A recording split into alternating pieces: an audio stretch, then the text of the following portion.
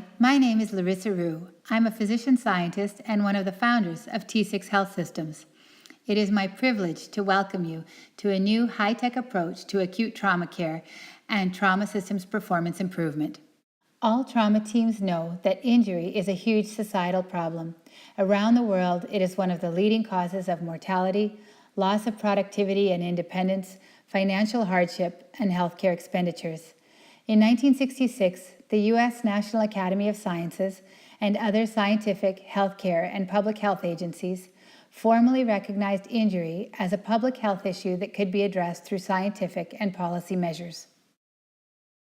This shift in perspective from viewing injury as an unpreventable act of fate to attempting to understand it as a public health issue with modifiable determinants was a big turning point in the history of trauma care and injury prevention. In Baltimore, as in other cities around the world faced with extremely heavy burdens of intentional and unintentional trauma, we began to see the rise of organized trauma centers with a high capacity to deal with complex injury and a strong investment in the health of communities around them. One of the architects of trauma centers was Dr. R. Adams Cowley. He was one of the first surgeons to define the golden hour of trauma care. He created a state-of-the-art trauma center in Baltimore, one of the original trauma intensive care units and citywide and statewide systems of trauma response that included air medical transport. Dr. Cowley and his contemporaries viewed trauma care as a seamless continuum that starts even before the moment of injury, and one that continues with pre-hospital care, acute resuscitation, operative intervention, ongoing hospital care, rehabilitation, and ultimately reintegration of a patient back into society. Where they are successfully implemented, trauma systems are known to reduce mortality by up to 20%. They have been defined as an astounding achievement of modern healthcare. It has been estimated that more universal implementation of systems of trauma care could save nearly 2 million lives every year. This figure doesn't even account for all the disability and suffering that could be prevented from non-fatal injuries. Over the past 5 decades, successful trauma systems have been built on a foundation of clinical data. The American College of Surgeons Committee on Trauma describes a sequence of ongoing data collection, thoughtful analysis, and continuous data-driven system performance improvement. So at the heart of this trauma systems movement is data. Data has always driven the development of trauma systems, but with the emergence of powerful new mobile digital platforms and an extraordinary capacity to handle and analyze data using elegant visualization techniques and sophisticated statistical approaches, we are on the threshold of an unprecedented opportunity to change the way we care for trauma patients and to transform trauma systems. This is why you are watching this presentation, and this is why we hope that you will be among the first trauma teams to begin to harness new state-of-the-art technology to advance trauma care. Imagine that you're in the trauma bay and an unstable patient arrives, say from a high-speed motor vehicle crash. Trauma teams using the T6 interface for their clinical documentation will instantly be able to share data and transmit it to an overhead dashboard. Rich clinical, anatomic, and physiologic data from the point of care will be almost instantly available not only for team communication, but also to support complex decisions under conditions of uncertainty and time dependence. These data will also allow for the calculation of predictive and prognostic scores and the measurement and display of team performance almost in real time. Data that is generated from that rich interface between patients and clinical teams can also be rapidly uploaded into the electronic health record, which makes documentation simpler and at the same time more accurate and more complete. T6 was imagined and designed by trauma clinicians to bring the best available digital technologies to the fingertips of trauma teams for the purpose of optimizing the performance of trauma systems and ultimately to help reduce the overwhelming burden of trauma. In the past few minutes, we've told you what we do, but we haven't yet mentioned why this is so urgent.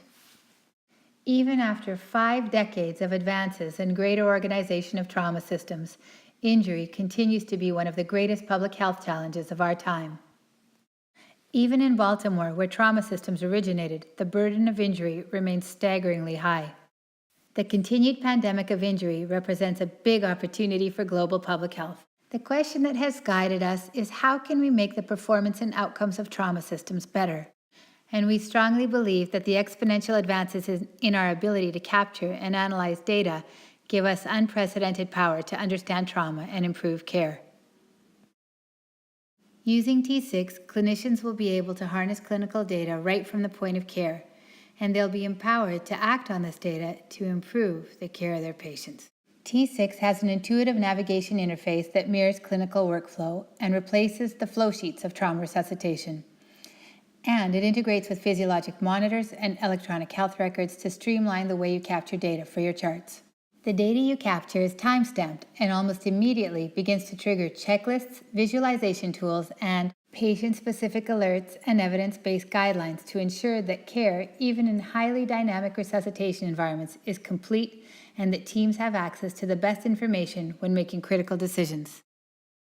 T6 also flows data to overhead dashboards, as previously mentioned, to enhance team situation awareness and to smooth trauma team dynamics. And with all this point-of-care data, the real details of our interactions with our patients can ultimately drive the performance of entire healthcare systems. Since all data in T6 is time-stamped, you can start to create detailed maps of the process of care for individual patients. This can give trauma teams not only sophisticated insights about the process of care, but even about the costs of care. Detailed process mapping has the potential to identify areas of efficiency and also will create opportunities to improve the value of healthcare that we provide. And as you'll see, T6 has modules that span the entire continuum of care, from resuscitation to the operating room and ultimately to the point of discharge. The net result of this technology-enabled approach to trauma care could be that trauma teams can reflect better on their processes and performance, and in doing so, help to transform healthcare. To us, this is nothing less than one of the biggest opportunities in modern healthcare. So now that you know a bit about the thinking behind the T6 platform, the moment you've all been waiting for has finally arrived. Imagine a critically injured trauma patient is on his way to your trauma center. One of our founders, Murad Hamid, a trauma surgeon, will now take you on a tour of the way trauma teams can use T6 to capture and analyze data along the trajectory of acute trauma care. When the user interface launches upon the patient's arrival, the system will open to start. This is where you capture the initial details of the injury. Let's see what this looks like in T6. Okay, everybody, let's jump into the digital age of trauma resuscitation. So when the patients roll into the trauma bay, the T6 iPads go on. You'll see a bunch of icons here, and each member of the team will start to turn on their system. So we're going to go right to T6 Census and log in.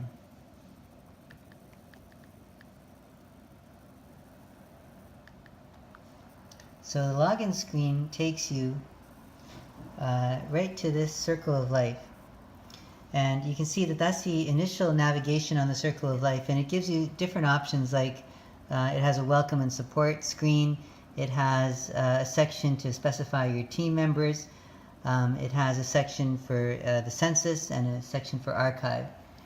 But what we're going to do is launch a new patient. So you can imagine this situation where your patient arrives in the trauma bay, the team activates, and as the clinical assessment starts, the data begins to flow. And here's where T6 comes into play. So you can launch a new patient by hitting New Patient on the circle of life. And this will give you this field. If your patient has a wristband with a QR code on it, you can just scan it in and that will activate your patient in the system. But let's say we didn't have the patient in the system already, or there was no armband. You can just start and jump right in.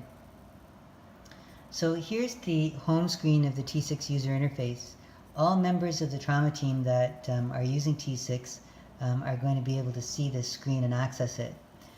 On the left-hand side is the circle of life, and it's built around a clock, a running clock, and you can see that that clock is already indicating that we're 22 seconds into the trauma resuscitation. And that clock is there to remind us of the importance of the passage of time in this critical time-dependent situation. around the clock we built the navigation, so you can go to the primary survey, the secondary survey, nurses' flow sheets. You can review the data that you put in, and then you can show where the patient is transferred to at the end of the resuscitation. And then around that central navigation, we've built a secondary wheel of navigation, and within that wheel you can see subcategories of each area, and we'll show you all that in detail. But let's get rolling. The patient's here, and we'll say that his name is John Snow. And I'm typing this manually, but once the T6 system is integrated with your admission software, these fields may be auto-populated. So we're really right now just showing you how to do things manually. So let's say John is a 26-year-old male, and he's English speaking, and he's just arrived right now, rolled in the door at 9:51 p.m. He's arrived with signs of life. He's been transported by the ambulance. It's an ALS crew, and that's his agency, and he's transferred from the scene, and this is triage level 1. So just like that, you've completed the first section under the start part of the circle of life. We move next to the MIST section. So to navigate to MIST, this is the set of fields that will allow you to document the information that the EMS crews convey to the trauma team when they arrive. So there's this critical moment when the patient just arrives, the EMS crews bring them in, and they're giving the report to the trauma team. And here's the structured report captured in real time for this patient. So let's say this patient, John Snow, sustained some multiple gunshot wounds, and you can indicate it right in this avatar. There's a shot to the chest, gunshot wound, a gunshot wound to the abdomen, and another gunshot wound to the left thigh. And right from the screen you can put in a bunch of other information. You can leave this for later as well, but let's say the injuries were sustained on a street or highway, and we mentioned this was a penetrating mechanism, a gunshot wound from a handgun from a 10-meter range. This was an intentional injury that was an assault, but the assailant was not known, and this was not an occupational injury. You can start to put in some scene vital signs too, and so watch what happens when we start putting in vitals. So let's say the paramedics report that the heart rate is 120, and you can see that the system has detected 120 as a potential sign of shock, and it's giving you the T6 alert for shock. We can actually open up that alert if we wanted to, and you can see it takes you through a differential of hypovolemic shock, obstructive shock, etc. But we can also just dismiss that to look at it later. It's asking you now for the systolic blood pressure, and maybe the paramedics say pressure is 100/50, and the T6 system will just prompt you right on to the next field, and you can just put in vital signs just like that as the paramedics give them to you.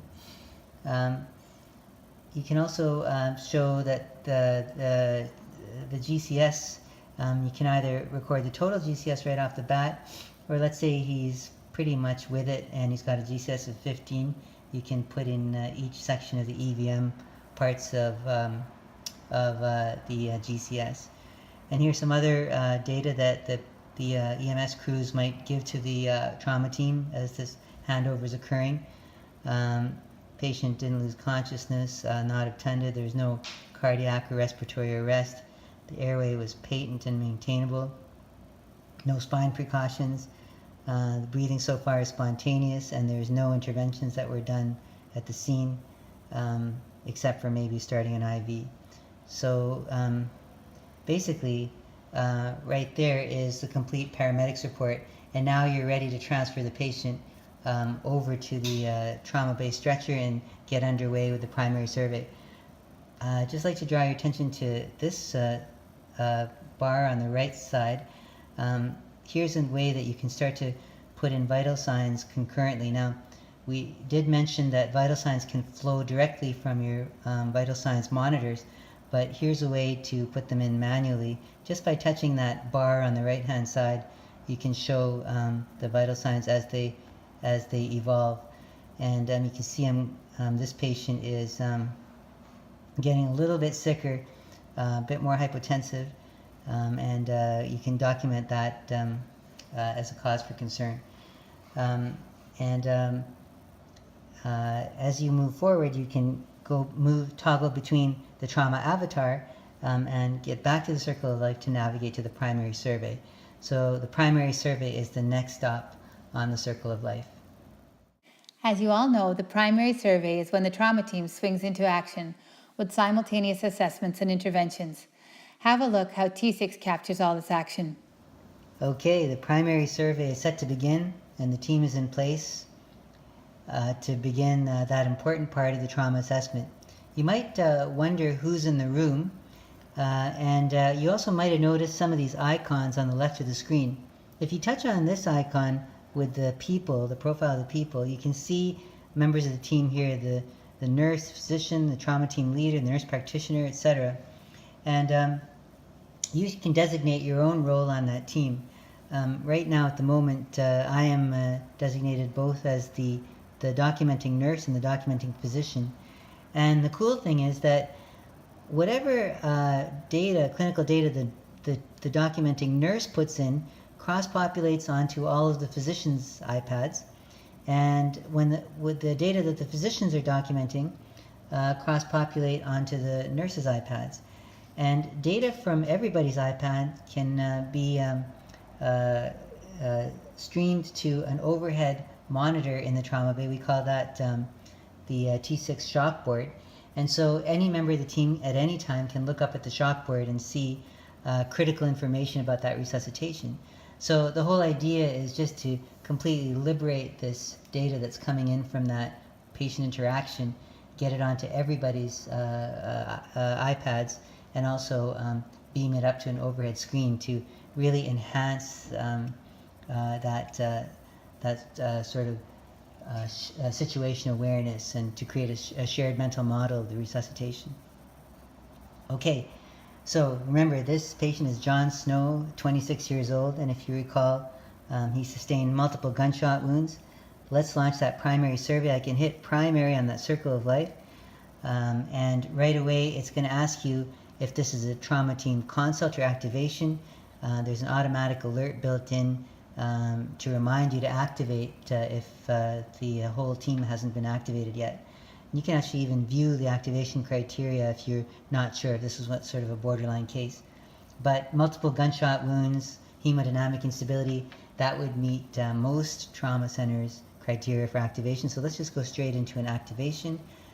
It'll ask you here who your team members are. It'll remind you to designate your team. And by the way, those team member names will be displayed on the overhead shopboard as well. So gone will be the days where you're not sure who's on your team and who's in the bay with you. You can just glance up and see the names of all your teams, and you can communicate with each other by name. So we've launched the primary survey. You see the trauma avatar here with airway fields ready to take data from you. And within every section of the primary survey, there's assessment and interventions, just like in ATLS. And we can start documenting assessment and interventions right away. So each area of the primary survey opens up with one or two sort of global questions. And the thing about these global questions is if they're pretty normal, the system will allow you to jump to the next area of the primary survey. So you don't have to laboriously fill out every field in that assessment section. If things look pretty normal after the initial primary survey assessment, most of the fields will autofill as normal. And we're going to do that right now, and I'll show you what I mean. So the airway assessment begins with asking you if there's signs of uncontrolled external hemorrhage. I'm going to say no. And I'm going to say that the airway is patent and maintainable, and I'm going to say yes. And so you see what immediately happened is that it indicated that there's no airway adjuncts in situ. It still may ask you a couple of important questions, and here, for example, is predictors of difficult airway. And let's just say that we think that this is not going to be a difficult airway because he's a gunshot wound, so we think his spine is probably going to be clear. So we just completed the airway assessment. You can see that we completed in a couple of touches. And we're going to go to airway intervention by tapping on that tab above. And you can see that airway intervention is already auto-populated as none because we had indicated no major airway issues in the assessment. So it basically went ahead and said that no airway interventions were being done. But let's say you changed your mind or something changed and you did want to do an airway intervention. You can open up that field simply by tapping on that pen up there. And you can add an airway intervention. I can tap on that plus sign and I can say, well, I want to put in an oropharyngeal airway, let's say because his GCS went down. And I can even indicate that I am the person who did that, and that action is attributed to me. And we're not going to put in a nasogastric tube right now. So that completes the airway assessment and intervention. And now I can go to the breathing section in one of two ways. I can just hit that B up there in the top corner, or I can go back to the circle of life, and now I'm still in primary survey, and I can touch on B. And now B launches, there's breathing. So you can see that there's these baseline questions again. If they're normal, it's going to let you jump a bunch of fields so that you can start documenting in the next system right away. But this time, let's say he's shot in the right chest. So we're going to say that his breathing is not with equal bilateral air entry. I'm saying no, but that his breathing is spontaneous. And I wonder if you noticed that there's a red dot beside that field, and you might have noticed that in some of the other fields till now. These are the mandatory fields. These are the fields that you absolutely must fill out before you sign off on the patient. And we're going to show you how this mandatory field is helpful. But the idea is to really harness the power of data. And so the system is going to ensure that the quality and completeness of data, even in the busiest trauma resuscitations, is pretty good. So we're going to say he's spontaneous. So let's say under breathing intervention, we decide immediately that we want to put in a chest tube because he's got diminished air entry to the right chest. So I can indicate diminished air entry by simply touching in that field. And I'm going to say that he's got decreased air entry. You can see that breathing, when I touch this, it's going to trigger a bunch of symptoms and signs. General symptoms and signs in that big region up here, and then more breathing specific symptoms and signs down here. And I look over here and I immediately see that there's decreased air entry on that side. So boom, I've got decreased air entry on the right side. I'm going to go to interventions and let's put in a chest tube. First I'm going to specify that the patient is getting a bag mask ventilation. So let's say his GCS has gone down a little bit. He's getting 10 liters a minute for now. His end-tidal CO2 is reading positive, and let's say we even have a level of end-tidal CO2. We're not going to place a needle thoracostomy or pigtail, but we are going to place a right chest tube. And watch what happens. I can put up to 4 chest tubes. I can document up to 4 chest tubes using this section. So I'm going to hit right chest tube, and let's put in a 28 chest tube. And it'll immediately ask you what the initial output is. And let's say this is getting into massive hemothorax territory. So I'm going to say 1,500 mils comes out on initial placement. So that's the way you documented your chest tube in. And again, you're done your breathing interventions. Now, the problem is we're in a hemorrhagic situation now. So let's put in some IVs. So again, there's these icons on the left. These are all functional icons. We already talked about the team icon, but notice this RX icon. That's a pretty powerful icon that can help you to document IV starts and medications. So I'm going to hit RX, and it's going to show this trauma avatar. And let's say we put in a 16 gauge IV in the right antecubital fossa, and I'm going to put 16 there. It's going to ask me what solution I want. Let's say we want to start with some packed red blood cells. We're going to start with 2 units of O-negative blood cells. Let's start another IV on the other side, and that's also going to be, let's say, 14 gauge, and we'll put some packed cells into there as well. So we'll put another 2 units. So we've got blood hanging now, and we want to get ready to intubate this patient. He's looking pretty unstable, so we're going to start to tap on medications. We're going to think about what medications we want to document. let's say we're going to do a RSI and use ketamine and rocuronium. Well, he gets to just press touch on ketamine. It'll give you a little dose to consult with, but let's say we're just going to go with 50 of ketamine IV, and then we're going to add a second drug, which is rocuronium, and say we're going to use 50 of rocuronium as well. And then when I'm done documenting my IV starts, I can just close that out. So I've just documented that we're intubating this patient, so I can actually jump back to airway interventions. I can touch that pen to open up the intervention drawer, and then I can add a third airway intervention. Remember, first we did nothing, then we put in a oral pharyngeal airway. Now we're going to show that we're intubating this patient. So the third intervention is going to be a definitive airway, and it's going to be an oral endotracheal tube. Let's say by mistake I press nasal endotracheal tube. It's predicting a difficult airway because of the shock situation. I'm going to dismiss that. We're going to look at that later. But let's say I didn't want to enter a nasal endotracheal tube. I wanted to put in an oral endotracheal tube. All you have to do is just similar to the other iOS applications. You just swipe. You just swipe to the left and clear it. And now I can actually change it to an oral endotracheal tube.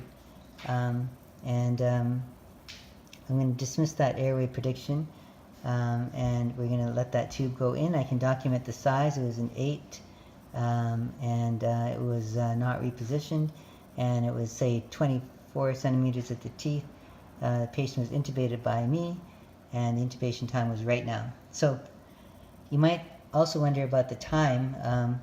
We can also specify as a direct laryngoscopy. It was an airway grade 1, and it was not unsuccessful or unfeasible. So my intubation documentation is all done in real time.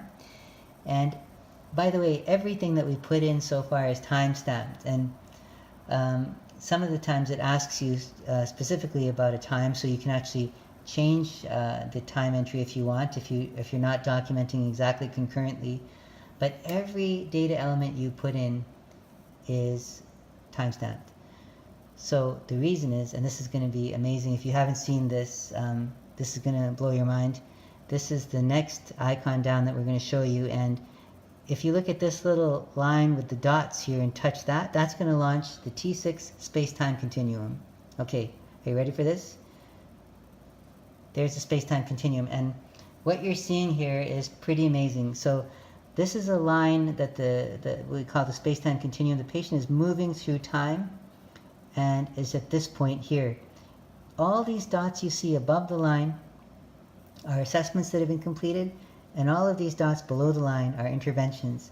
So any member of the team can kind of see what's been done and what hasn't been done. And if I even tap on this, this is actually interactive. It's actually going to show that I started oxygen, I put in a chest tube, and it even tells me the chest tube drainage. And here it shows my airway intervention. I just intubated that patient. And it shows in respect this with respect to where the patient is now. It shows the team members in the room. These are sort of roles of the team, but you can actually will be able to see the team members' names on here. And up here you see some vital signs. These spark lines represent the patient's vitals, and those spark lines will be even richer if you're linked to the physiologic monitors. Over here you see the trauma avatar. He's got a bunch of injuries indicated here, and he's got the 2 IV starts indicated. So pretty spectacular summary of the exact state of the resuscitation at this point in time. I'm going to close that down and get back to resuscitation. Let's complete the primary survey. So we already did airway. We've intubated the patient. We've already done breathing. Now let's do the circulation. And let's document another set of vitals. Remember how to do that? So just touch on this bar here and just put another set. Again, this can be done from the physiologic monitors, but I'm going to put in a set, and we're going to make him maybe starting to respond a little bit to the resuscitation. So he's a transient responder, let's say. So he's up to 110 over 75, and his respiratory rate on the ventilator is 20, and his O2 sats are now 99%. And he's getting a little bit cold though. His vital sign sets is 97. You see here that all his vital signs now are in a green range. They're all sort of normalizing. Before, some of these were red, indicating that those were critical vitals. But you can see that he's now responding a little bit to your resuscitation. So we're going to complete that, and we're going to finish our C assessment.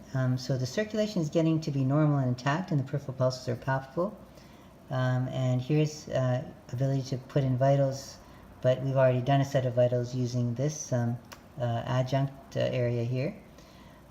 Because I said that the circulation was normal, the system has auto-filled some of these questions about capillary refill, neck vein distension, skin temperature, skin color, etc. But in all the hustle and bustle, we've forgotten to do some of the adjunct tests to assess the patient's shock state and potential sources of hemorrhage. So you can indicate your chest x-ray, pelvic x-ray, and FAST results right in the circulation assessment system area, or you can go over here, and here's the adjuncts to the primary survey. So let's say you touch on here chest x-ray. You're going to be able to say that the chest x-ray is abnormal and he's got a hemothorax. And that's going to light up as red. So the whole team is going to be able to see that that was done.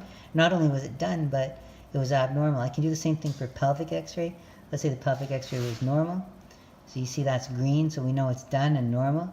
And let's do a FAST exam. We don't know what's going on in the belly yet. So let's do a FAST, and the FAST is positive, and it actually done by me, and it's showing that the patient has fluid in all sections there, but let's say no pericardial fluid. So here you're seeing the FAST exam is positive. So that's pretty much how the adjuncts to the primary survey are filled out. We see that we haven't done a nasogastric tube or Foley. We haven't given antibiotics or tetanus prophylaxis yet, or given TXA. And this final thing at the bottom here, CT, that is an indicator of the patient's departure and return from CT. Getting back to the circulation interventions, see what other interventions we want to do. We indicated that the circulation was normalizing, so the fields have auto-populated as no circulation interventions. But just out of curiosity, you can open it up and see that there are other resuscitative measures that we could have done. So for instance, we could have put pressure dressings, tourniquets, mask pads, pelvic binder, etc. But we're not going to do that. We just delete that. So let's move now to disability assessment. So the patient is now intubated, sedated, and paralyzed. But let's say we did manage to do this assessment, and the pupils were equal and reactive. I can say yes, and you see some of the fields were auto-filled, but it doesn't fill the pupillary diameter. I just touched pupillary diameter. I'm going to put 4 millimeters, and your pupillary response is now documented. And because I indicated that in this sort of baseline question that the motor function was grossly normal, I see it's auto-filled down here that the patient's motor intact upper and lower, and not having seizures. Now, on the other hand, if up here I said that the GCS pupils and motor function were abnormal, so they're like that, then it's going to ask me to fill out these questions. So I can say maybe the patient's not motor intact, or in the upper or lower extremities. So I'm just going to go back and just change that one final time, and I'm going to say that that initial motor assessment was normal. All right, so that's your documentation of disability assessment. There's really no head interventions here, and now we finally move to the exposure. This is the log roll, and you can actually log roll your trauma avatar as well, and you can document stuff on the avatar. And let's say we did log roll the patient, then there was nothing abnormal. We can just indicate that the log roll assessment is normal, yes, and it's basically going to autofill some of the parts about the log roll that you would look for, step deformity, etc. And then the exposure interventions, well, there's not too many exposure interventions, but here's the point where we can say, yep, we put in a Foley, we put in for urine output monitoring, We used sterile technique. We had no resistance and safe inflation. Catheter was secured, and we sent it for urinalysis. We say we're going to put in a 16 size Foley. Was not a Cootie tip, and we're going to document that it was done right now, and it was done by me. We did not decide to immobilize the spine. We removed the hardboard because we are not worried about a spine injury so much. And there's some other questions about the exposure. And that's it. That's the primary survey. If I touch this again, it'll circle back to airway. The idea is that sometimes the primary survey is iterative. You're going to return to the airway and run back through it all over again from A to E. But really, we've done a pretty comprehensive job with that primary survey. After all, we intubated, we put in some lines, and we finished a lot of stuff. So we're ready for the secondary survey. I can go back to my circle of life, and I'm almost ready to hit secondary. I'd just like to make a note about the clinical practice guidelines. As you navigate through T6, through the user interface, to the start, for instance, through the primary survey, and onwards to the secondary survey, data is being collected all the time. And that data is actually triggering some checklists, which we've seen, and it's also triggering some clinical practice guidelines. So if you look down here in the bottom right of the screen at this algorithm type of icon here, you can touch that and open a drawer that has all of the assembled clinical practice guidelines for this patient.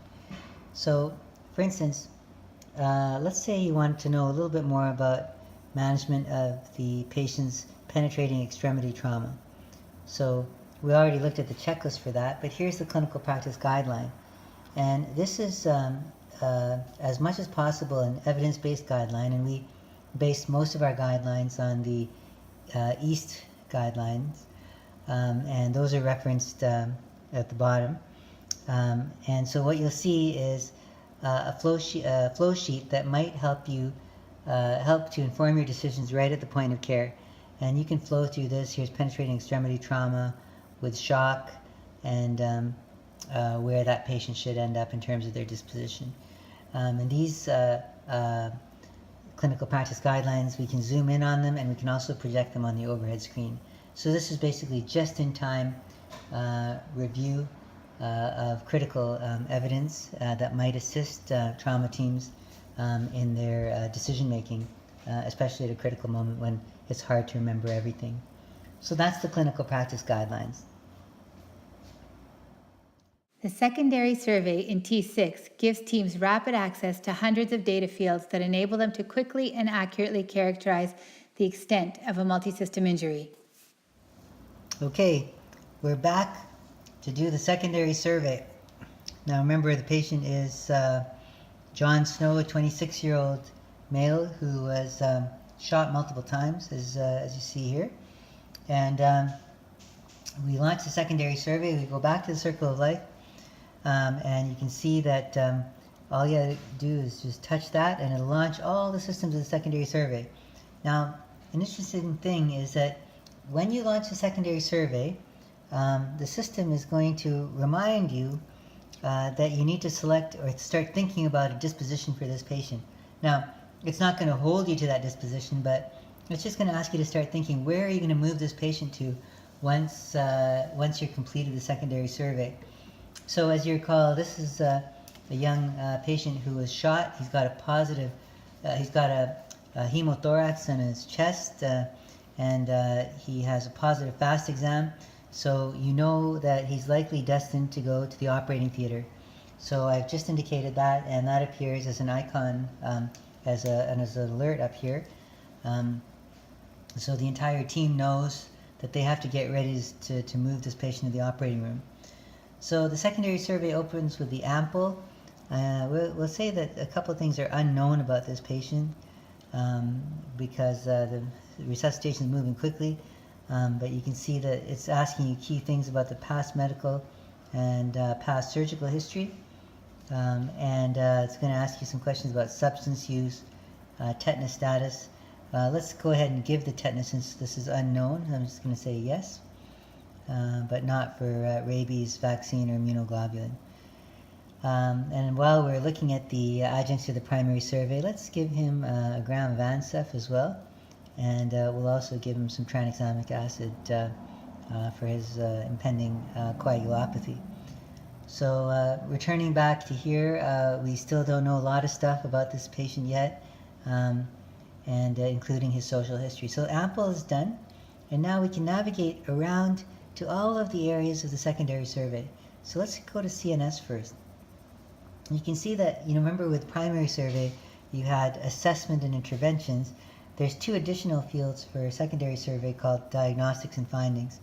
And I'll show you how those work in a second.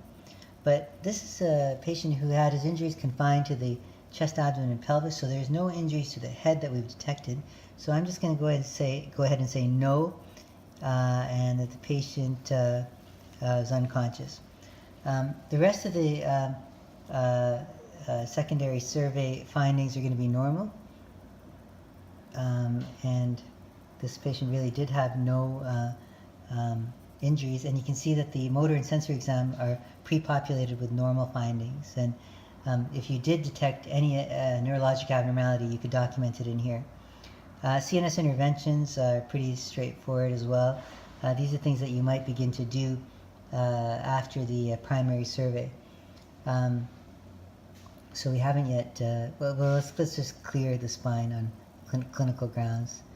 And that was cleared by me, and that's current time, and the TNL spines are cleared as well. And it's going to ask you how they were cleared and who cleared them, and this is all documentable in real time.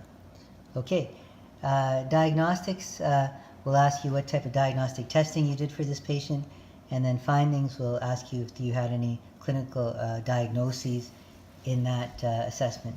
Let's move ahead to face, and there's no facial injuries, and we can just, because there's no facial injuries, we can jump ahead to neck, and there's no neck injuries, and in fact the trachea is midline, the JVP will say is flat, and the cervical tenderness, we cannot assess that because the patient's out.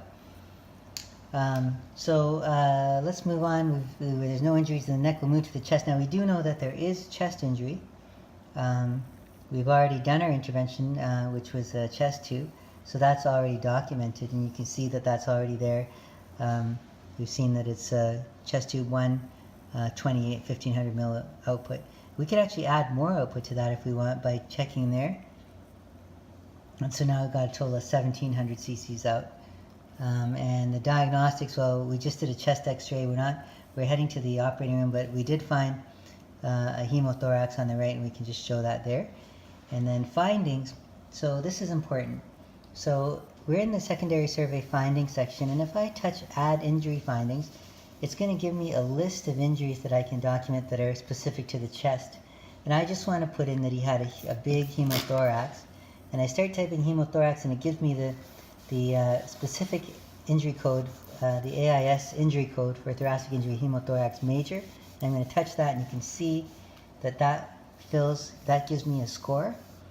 And what's cool about that is I can go down to my score icon, which is this little purple line graph icon here, and I can touch that, and you can see that it's starting to calculate an ISS score for me, ISS of 16. It also knows the GCS, it's calculating a rise trauma score, an ABC score, and a new injury severity score as well. So any scores that are generated by clinical data will pop up here. So that's chest done. We'll move to the abdomen. We know this patient does have an abdominal gunshot wound. We aren't going to do probably any interventions here because we're heading to the operating room. But let's say we did put an NG tube, and I can document that now by opening up this drawer, and I can say that a nasogastric tube was inserted. It was a nasogastric tube. It was put in by me on the right side, and it was a 12 NG tube put in at this point in time. We see that these adjuncts to the primary survey are kind of gently flashing to remind us that we haven't done a few things, and I can either do them or ignore them. There's one here for massive transfusion, and I can just check that, and that'll show as green now that the massive transfusion protocol is initiated. Let's say we're getting a blood gas back now. You can see that there's a base deficit bar here. If I open that, it's going to open that vital signs drawer. Remember the vital signs that you can put in? You can put in the GCS there as well, and he's sort of intubated and sedated right now. But I can also put in a blood gas here, and again, this just auto advances as you put the values in, and you can put your entire blood gas in those fields right there. Okay, let's move on to the pelvis, and we know that there's no pelvis injuries. Pelvis is stable, there's no blood at the meatus, and there's no scrotal hematoma. My pelvis assessment is pretty much complete. I can look at the interventions, but there's no need to wrap the pelvis, there's no need to do any pelvic diagnostics, and there's no pelvic findings, so I move on to the back. And remember, we log rolled this patient, we didn't find any back injury, so I'll just document that, so no interventions or findings are needed for the back. And for the limbs, yes, there is a limb injury. You can see it's the left thigh. It's documented right there. And are there interventions done? We can say that we just cleaned it up and applied a dressing, and we immobilized it. It's asking which limb was immobilized, and it's going to be the left lower, and we applied a splint. And that was done by me, and the time is documented. If it asks me also if I got a pulse, and I'll just say that that pulse in that extremity was preserved. For diagnostics, let's say we did have time to get an x-ray, and I can actually put that, let's say you got a femur fracture, so I'm going to go to lower, under findings, lower extremity findings, add an injury, and I'm going to put femur fracture there. So femur fracture, and it's going to give you a variety of femur fractures, but let's say like it's a mid-shaft open fracture, and again it's on the left. Okay, so that's limbs. Let's move to vascular. Your vascular assessment is there's no vascular injury, and all of these pulses you can say are nice and strong. We've checked them all during the secondary survey. And that's done, and then you don't need to do any vascular interventions, diagnostics, and don't need to report any findings.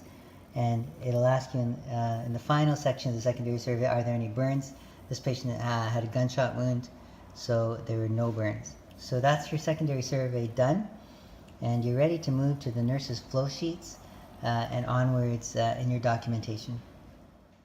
Flow sheets enable teams to capture longitudinal data, including physiologic data and the results of investigations.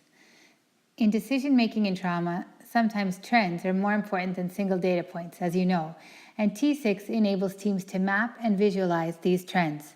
So let's go to Flow. Okay, we've just completed our primary and secondary survey on a very unstable trauma patient. We know that he's going up to the operating theater, and we're just waiting for him to go up as they open the room for us. You see that we've gone through major areas of navigation: start, primary survey, secondary survey, and you might wonder what flow means. And essentially flow sheets, the flow section is the nurse's flow sheet. And one thing we realized in the course of developing T6 is that the great importance of the nurse's flow sheet is that it documents data longitudinally. So it can pick up on changes in physiologic parameters, and these changes often make the difference between a timely intervention and a lack of intervention. So within the nurse's flow sheet, you can document on various sections: CNS, cardiovascular, respiratory, fluids, medications, investigations, and observations. And I'm just going to open a couple of these just to give you an idea, and the rest you'll be able to figure out as you do this. So for instance, let's open up the CVS section of flow sheets. And so what you see here is a set of vital signs that you can document longitudinally. It's giving you a line graph here. And I'm going to open up the drawer. If I want to put in another assessment of the cardiovascular system, I can just roll down here, and I can add a third blood pressure, a fourth blood pressure, I'm sorry, and I'll put it in right now. Let's see, the patient's responding well to the fluid, so 125/80, and the MAP is automatically calculated. So I can even add a fifth blood pressure if I want. And again, let's say it's 110/70. And you can see that those measurements are serially documented in these longitudinal flow sheets, just like on a paper flow sheet. I can do the same thing for pulse strength. I can do the same thing for temperature. And let's say this patient's getting pretty cold standing in the trauma bay for so long. I'm going to just document a new temperature. And the temperature is temperature 2, so I'm going to add temperature 3. And we're going to put that it's down to 95 Fahrenheit. You do Celsius too. And this was taken orally. So you can see that that temperature is just progressively falling, and it's in a red zone now. So that's documentation of the cardiovascular system. I can also document vasoactive infusions in the CVS section. I won't do it, but just to show you, if I touch that, I can open up any number of vasoactive infusions. Let's say the patient has some cardiogenic shock, you could document that. And you can do the same type of documentation for all systems. Respiratory, you can go into the fluid section and you can document how much fluid. You can see at a glance that this patient has already received 4 units of Paxils. But the neat thing is you can add more input.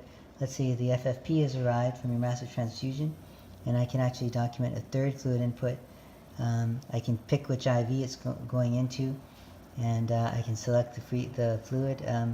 I just by mistake put prothrombin complex concentrate, but I wanted to put FFP, so I just left swipe, put FFP, and there it is, and I can specify the number of units too. Okay, and when you do that, the tallies automatically update. So now you see 4 units of Paxils and 2 units of FFP. And this is represented graphically on your overhead chalkboard, and we'll show you that as well. Similarly, you can document medications and you can document investigations. And let's say you have a set of electrolytes back already, and you can just go ahead and put that right in there. And I'm just putting in some numbers, and the touch screen makes this pretty fast. He's a bit acidotic, and so on and so forth. And you can fill out labs as they come back to you. So that's the flow sheet section, and you're ready to move. The review section is a convenient way for teams to quality control data flow. Okay, everyone, with the completion of START, primary survey, and secondary survey, guess what? You're almost done. The vast majority of the documentation is done. This brings us to the review section. When you go to review, you have a chance to look at all of the documentation that's been done so far. And let's say you're the physician and you want to review the physician's note. Well, just navigate over to the MD section, and it will the system will assemble the note for you. It'll review all of the data that the nurses put in that's going to be uploaded to your note. So this is the beauty of the system, that the nurses have done a lot of the documentation that's going to go into the physician's note, and vice versa. You can also look at a lot of the data that you've done, that the physicians have entered, and the physician's data entry pertains more to the results of diagnostic tests and issues and plans. So you can scroll through that data and have a look at it. When you're ready to sign off, just all you have to do is sort of literally sign off, and you'll see what happens is a new box will come up, and this is our data quality assurance box, and we call that empty mandatory fields, or in new versions of T6 we're going to call that outstanding fields. And this is a collection of all the mandatory fields, all the required fields that you might have blown by during that quick primary and secondary survey. So to ensure that the data is high quality and complete, some of these fields have been assembled here for you. So hopefully, if you've done a reasonably good job in real-time data entry, and if your vital signs monitors have been sending data to the T6 system, it won't take long to finish this. But in order to finish this up, just check through this. So I guess we didn't document whether the immunizations were up to date, and we can just look for the red dots. And we didn't document a time for that chest tube, and I estimate that was say around this time here. And we didn't document, I guess, who put the chest tube in. And as we roll down, we can look at some of the other red dots. And blood pressure 3, it looks like we didn't quite complete that, and we can just do so now. And that's done. And scrolling down, looks like on our second run we didn't document the pupillary size, and that would say that that stayed at 4 millimeters, equal bilaterally. And as we roll down, we didn't put any chest tube 2, 3, or 4. We can testify that we performed the physical exam. We can put our physician number in here. And we can have one last look at our checklist. And I didn't mention about the checklist, which is an important point. The system will prompt you to look at the checklists that were triggered for this patient at the time of sign-out, but you can access those checklists at any time down here by checking on this checklist icon. So I'm going to just have a look at those checklists now. These are checklists that were assembled for this patient. Let's say I open up the one for extremity trauma, and I just want to make sure that that extremity is mobilized, that the compartments are okay. Yep, they were. The Gastille class, I want to specify that for that. Image the joints above and below. Antibiotic prophylaxis were given, tetanus prophylaxis were given, and orthopedic surgery was consulted. So that checklist is now done. That's maybe the only one I want to look at. I'll close that out. And now I have to specify where that patient's going. I'd say that patient's going to the operating room. And now it's going to allow me to retry my sign out. So I'm going to hit retry, and it's ready to, the sign out is now completed. It gives me a date. It actually stops the shot clock. That's a pretty long time for multiple gunshots, but we took lots of breaks along the way. Hopefully the patient will make it through to the operating room. And then once I get to that, I'm ready to print out. The transfer section in T6 allows teams to close out the resuscitation in the trauma bay and indicate patient disposition. So let's see how to wrap up resuscitation documentation in T6. Okay, everyone, with the completion of START, primary survey, and secondary survey, guess what? You're almost done. The vast majority of the documentation is done. This brings us to the review section. When you go to review, you have a chance to look at all of the documentation that's been done so far. And let's say you're the physician and you want to review the physician's note. Well, just navigate over to the MD section, and it will the system will assemble the note for you. It'll review all of the data that the nurses put in that's going to be uploaded to your note. So this is the beauty of the system, that the nurses have done a lot of the documentation that's going to go into the physician's note, and vice versa. You can also look at a lot of the data that you've done, that the physicians have entered. And the physician's data entry pertains more to the results of diagnostic tests and issues and plans. So you can scroll through that data and have a look at it. When you're ready to sign off, just all you have to do is sort of literally sign off, and you'll see what happens is a new box will come up, and this is our data quality assurance box, and we call that empty mandatory fields, or in new versions of T6 we're going to call that outstanding fields. And this is a collection of all the mandatory fields, all the required fields that you might have blown by during that quick primary and secondary survey. So to ensure that the data is high quality and complete, some of these fields have been assembled here for you. So hopefully, if you've done a reasonably good job in real-time data entry, and if your vital signs monitors have been sending data to the T6 system. It won't take long to finish this, but in order to finish this up, just check through this. So I guess we didn't document whether the immunizations were up to date, and we can just look for the red dots. And we didn't document a time for that chest tube, and I estimate that was, say, around this time here. And we didn't document, I guess, who put the chest tube in. And as we roll down, we can look at some of the other red dots, and blood pressure 3, it looks like we didn't quite complete that, and we can just do so now. And that's done.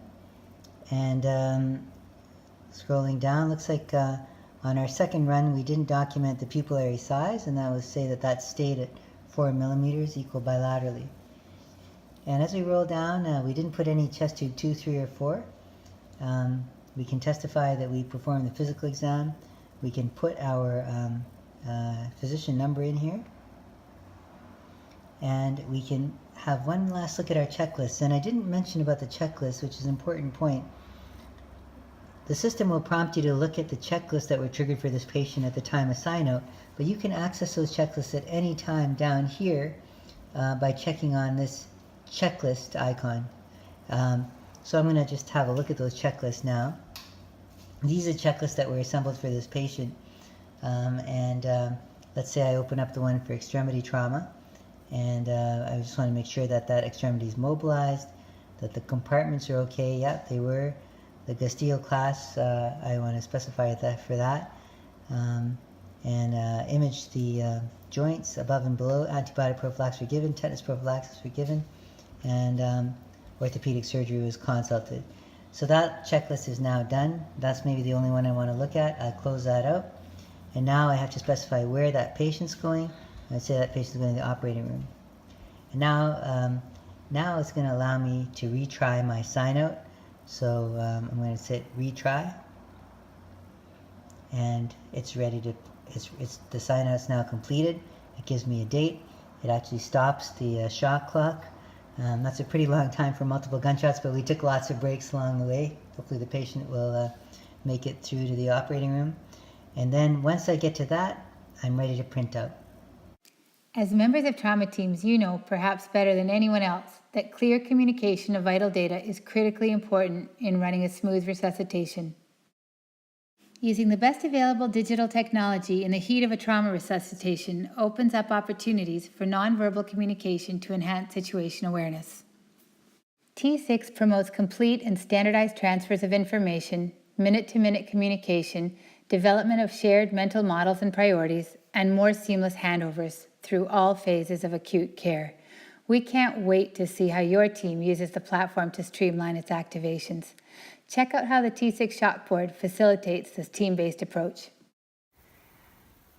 Okay, so we've joined this resuscitation in progress. You can see we're 17 minutes in. The patient is Dwayne Johnson, a 45-year-old male. And just to summarize, he was involved in a road traffic motorcycle crash where he was the driver in a head-on collision.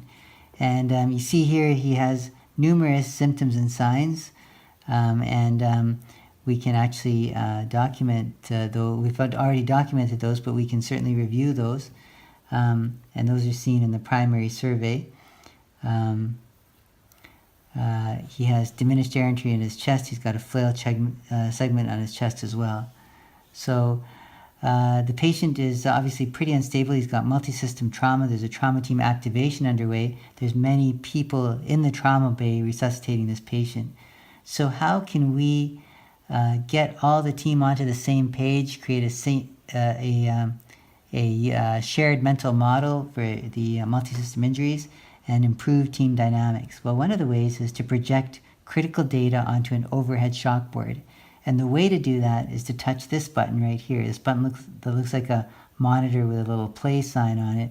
You can just touch that and you can send static shock images to an overhead shockboard. And we're going to just show you what that looks like on an overhead monitor in a minute. But you can display static views like that overhead, but you can also project dynamic views. And the dynamic views are us just moving through the resuscitation and documenting along the way. We can even project our space-time continuum overhead, and we're going to show you what that looks like right now. So what you're looking at is an overhead dashboard in the trauma bay that's going to mirror your data entry in real time. So for instance, when the paramedics start to hand over the patient, they can see what data they're communicating as the team notes the data. So for instance, if the scene vitals showed that the heart rate was 100, the blood pressure was 90/60, you can show that in real time going in, and everybody in the room can see these critical data elements being entered. That's called real-time app mirroring, and that happens all the time during T6. The way to get your app to mirror onto an overhead screen is to swipe from your bottom of your screen, and you end up seeing the Apple TV bar, and you can just touch on that and select which monitor you want to project to. Now there are certain static views as well. If you touch that icon on the left, third from the top, that pink monitor, you'll get the shockboard choices, and so you can mirror the fluid resuscitation status. You can see there how many units have been transfused at this moment.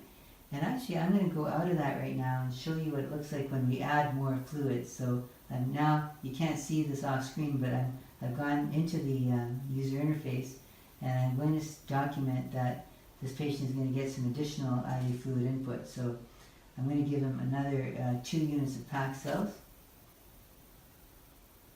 And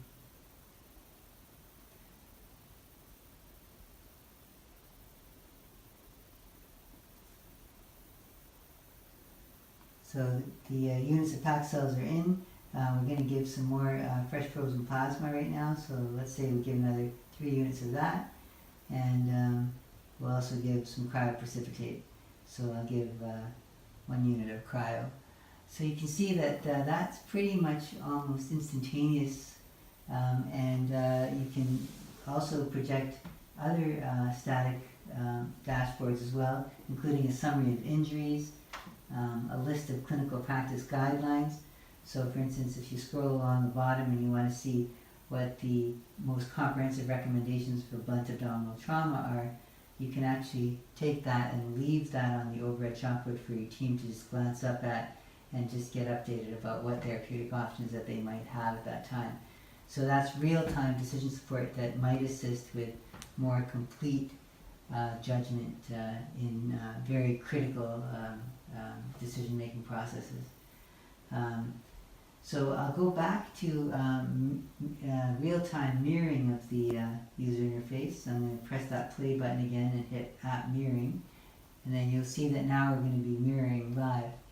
And finally, what I'd like to show is if I hit the space-time continuum, the bottom left icon, the orange one, that's going to show me my timeline with all of those interventions, and I can even leave that up on one monitor and real-time mirror with the other monitors. So the shockboards are a fantastic tool to summarize key data elements, to give the team a shared mental model, and to project in real time clinical practice guidelines and checklists. As I'm sure you'll all agree, the operative intervention in trauma is among the most pivotal moments in a patient's life. T6 enables you to capture details of the intervention and place it on your patient's timeline. Let's review how this is captured in T6 through the procedure note. We just transferred our patient John Snow from the trauma bay to the operating theater, and what you'll see is that once that patient's in, his name will appear on the census. So let's go out of his trauma resuscitation record, and we'll go to the census. So remember, this is the initial circle of life. You can hit census, and there you see him, John Snow. And actually there's 2 John Snows here. We're going to pick the 26-year-old John Snow. And if I touch there, I open up some of the characteristics of this patient.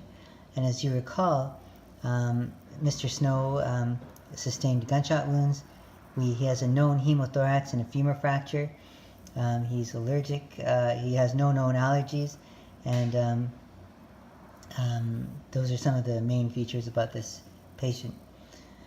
So the interesting thing, this is actually the census, the trauma team census. And so you can use this list to figure out where your patients are, to organize the workflow of your team.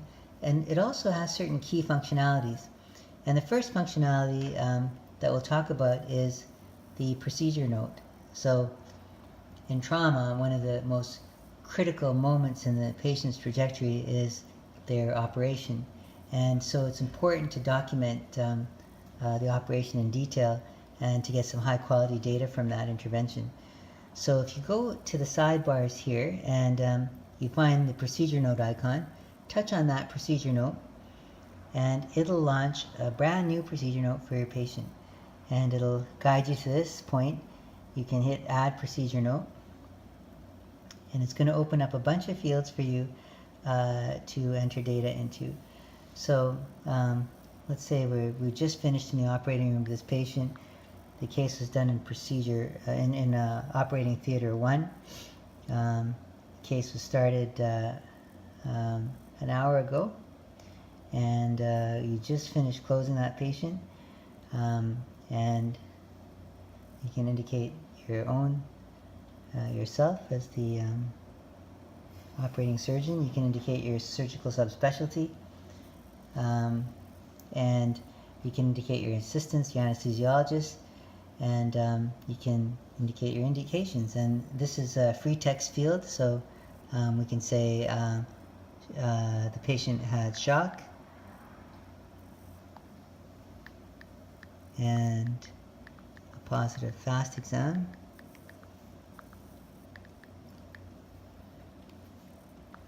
And you can actually see the procedures that you can see the injuries that have already been entered, the thoracic injury, the hemothorax, and the femur fracture. But you can add additional intraoperative findings. So remember, this patient sustained an epigastric gunshot wound. So let's say it went through his transverse colon, his stomach, and his inferior vena cava. So I'm just going to add those injuries. So the first injury is going to be to the stomach, and you can see that it's narrowed this down to me. Stomach laceration, perforation, full thickness, and I'm going to code that in there. And as soon as you code that injury, you can actually add additional operative findings. So we also said that this was going past his pancreas, so I'm going to add that intraoperative finding there.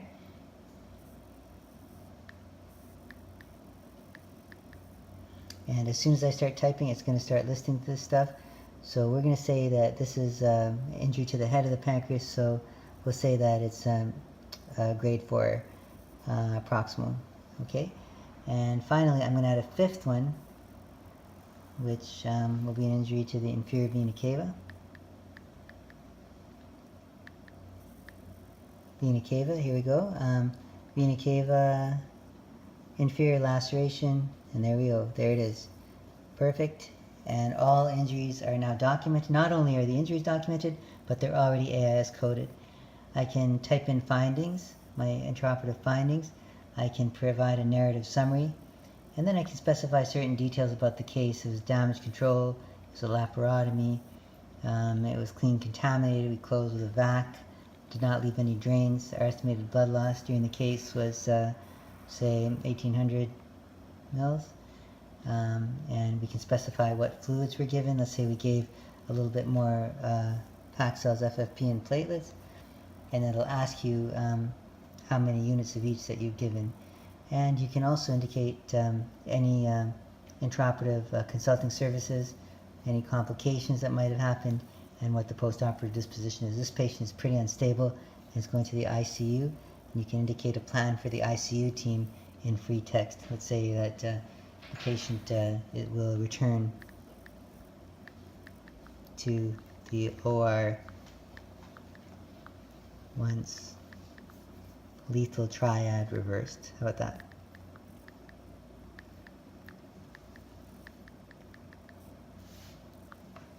And you can sign it off. You can sign it and sign it off. Okay, and by the way, it's asking you if you want to add your injuries that you just coded to the main list of injuries to recalculate the injury severity score post-operatively, and you can go ahead and do that. And that's all it is. It's done. The operative note is done. Tertiary surveys have reduced missed injuries in trauma centers around the world. T6 gives you a fun way to document your tertiary and to relay that information forward, if necessary, to the discharge summary. Okay, here's a quick primer on the tertiary survey. You recall our patient's John Snow. He arrived and went to the operating room, and we completed an operative note on him. So we want to do tertiary survey. I noticed that it says that he's currently in the operating room. So what we can do is we can just show that he has changed units, and we'll send him to the intensive care unit. So now it shows him in the intensive care unit, and let's say it's the next day and you're ready to do a tertiary survey. Now, you might have noticed a couple things about the census, but we'll come back to the census in a few minutes. What I wanted to focus on at the moment was a tertiary survey.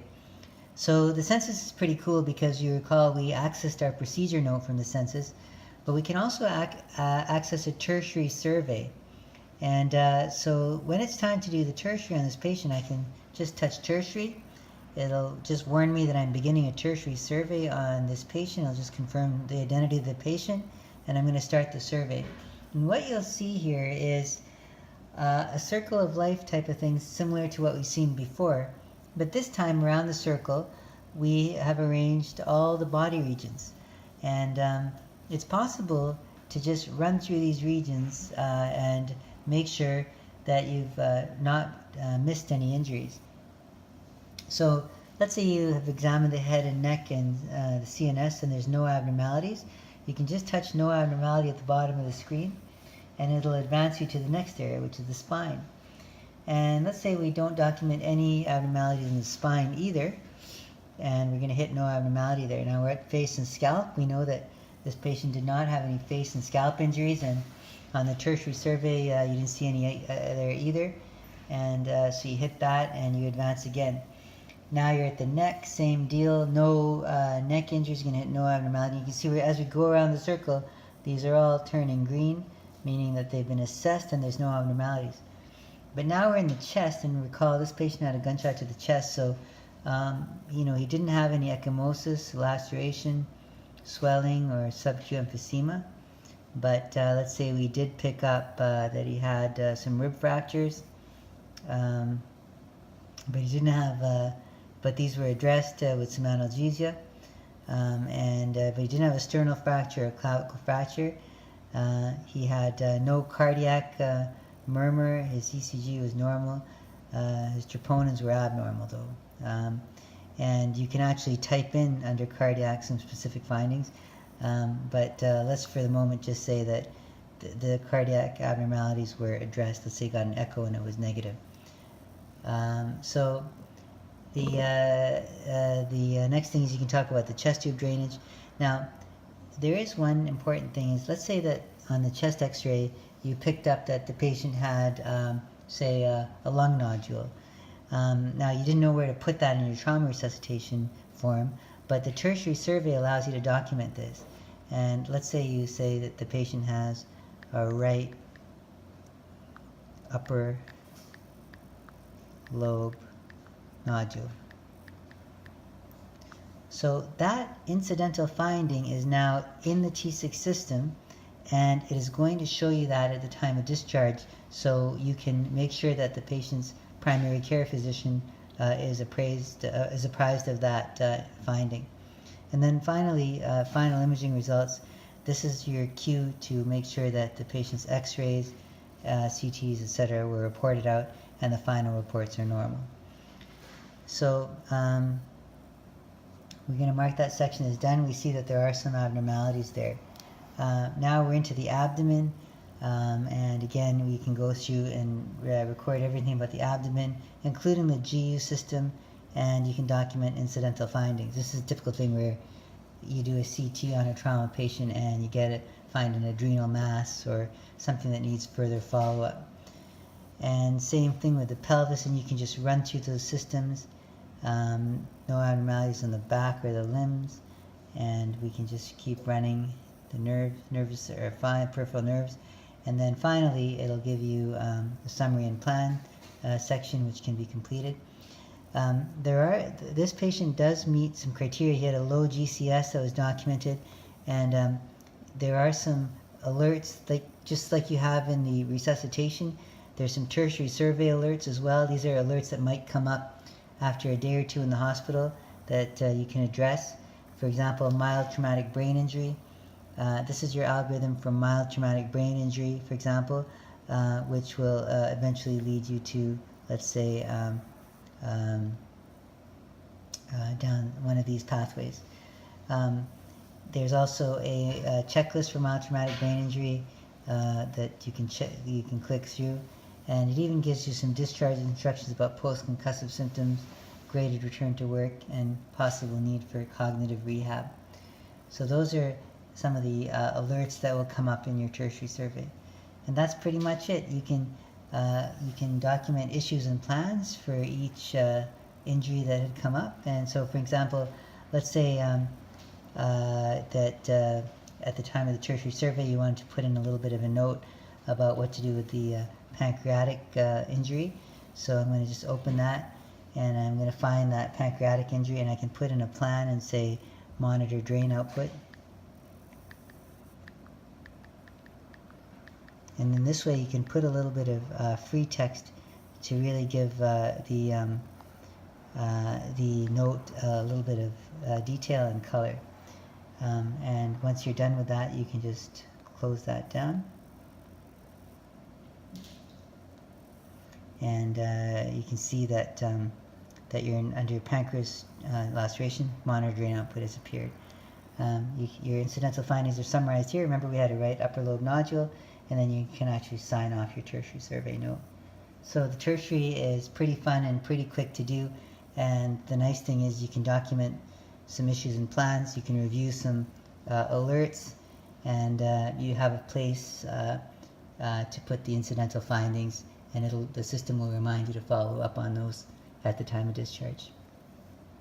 The census is a multidimensional tool to manage your patient list, support handover, access documentation modules, and record key events along the timeline of your patient's hospital stay.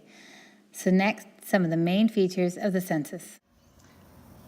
All right, we're continuing with the ongoing saga of John Snow, a patient who was shot multiple times, had a great resuscitation. He was taken to the operating room and had damage control surgery. The next day he had a tertiary survey, which ruled out any missed injuries. And so now we're back, and we're ready to look at the census. And so you can see John Snow is on your census, along with another patient, Jack Sparrow, 2 trauma patients. So it's not very busy on the service right now. And what you're seeing on the census is a list of this patient's, at a glance, a list of this patient's injuries. So first of all, you might find the census entry to be sort of collapsed like this. You can open it up at, let's say you're out covering call, and you want to say, who is this guy John Snow that I'm getting called about? Well, immediately you see he's a 26-year-old male. These are pre-populated injuries. He's got a hemothorax, vena cava injury, stomach laceration, pancreas, femur fracture. You can tell what his allergies are, and so at a glance you kind of know who the nurses are calling you about. And there's some other features of the census that are worth pointing out. We already talked a little bit about the tertiary survey and the procedure note, but there's some other neat features that you might want to know. So touching this T, which I'm not going to do right now, will take you right into the trauma record again. If you want to see some details about the resuscitation, about the injuries, about the findings and the interventions that were done during the initial resuscitation, you can just hit on T, and you'll be back into the record. Along the bottom here, we talked about the diagnosis, but along the bottom here are what we call the dailies. So when you round on your patient every day, you can specify whether the patient was on the ventilator, whether the patient was receiving DVT prophylaxis, and whether the patient is on antibiotics. So let's say he's on a bit of ANSEF. So these dailies will create a running tally of sort of critically important interventions that are going on. And for example, at the end of the patient's hospital stay, it'll tally up the total ventilator days. So the purpose of the dailies is to give you sort of a longitudinal view of the major interventions that are going on with that patient. Now we looked along the side and we talked about transferring the patient between units. Let's say the patient's ready to graduate from the ICU and we're going to send them to the high acuity unit. I can do it like that and hit done. And you see the patient is now in high acuity. And I can even specify the patient's room. So let's say he's in pain room 22 in the high acuity unit.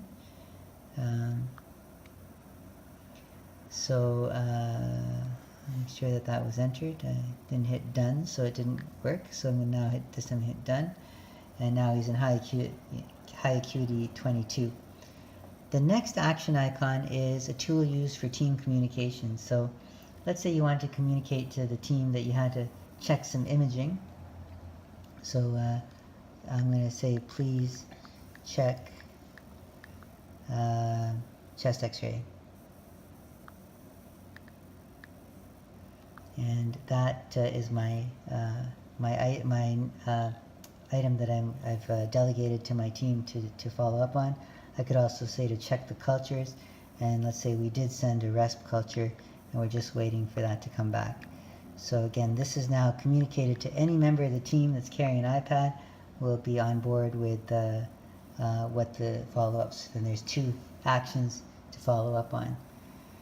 Also, every day I can report complications. So let's say this patient sustained a deep vein thrombosis. So I can find that and indicate that, DVT. And I can say that that's in the left common femoral vein. And I can even say that we did, so we can start heparin infusion. And so we have a complication. I'm just going to realize I made a typo here, so I'm going to change that. And there we go, the complication is documented. And when I go out of that, you can see there's 1 complication already. So now we're going to have a real-time, almost real-time running inventory of complications. The C-spine clearance was done, and we already know how to access the procedure note. So in summary, the census is a tool not only to geographically organize your patients and to prioritize rounds, but it also has features that can track longitudinal aspects of the patient's status, and also can open up new areas of documentation such as the tertiary survey, the procedure note, and even the discharge summary, which you can get to. And one more thing, you can actually add free text notes if you want to just jot something down about your patient, like a progress note or notes to the incoming team. If there's things left to do in the assessment, just touch hide notes and put it right in there. So that's the multi-use census tool from the T6 user interface. You can access the discharge summary right from the census. The good news is that most of the fields will be pre-populated from the work that you've already done. This is a key moment to summarize the status of your patient so that their transition back to the community and home is clear and seamless. Let's take a closer look at how this is done in T6. Well, it's been a great run for John Snow, despite suffering severe multi-system injuries and enduring a few complications. He is now ready for discharge. So I go to my census, I open it up, and then I hit discharge. So this takes me into the record, and I can now start to fill out my discharge summary. So this patient is now ready to go home. He's going to follow up with the trauma clinic, and I can have one more look at the checklist if I want to, but I'm going to go straight into documenting the discharge summary.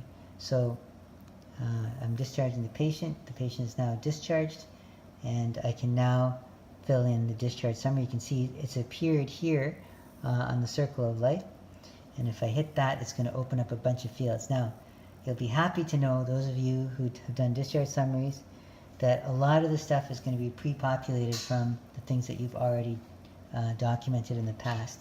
So here's aspects of the patient's energy transfer and mechanism of injury. Here's a list of the AIS coded injuries, like his hemothorax, his femur fracture, his stomach laceration, his pancreatic injury, and his inferior vena cava injury. And you can even add new injuries if you want to here. It actually allows you to edit his pre-admission diagnoses. So his past medical history was none. At the time, we thought his surgical history was unknown, but let's say it came to light during his hospital stay that he never had surgery before. So you can just change that, redocument that. The post-admit diagnoses and the secondary diagnoses can be documented here. These are like complications. He's a full code. And this is actually a formal list of complications. You can see that he's had sustained really no complications except for that left femoral DVT.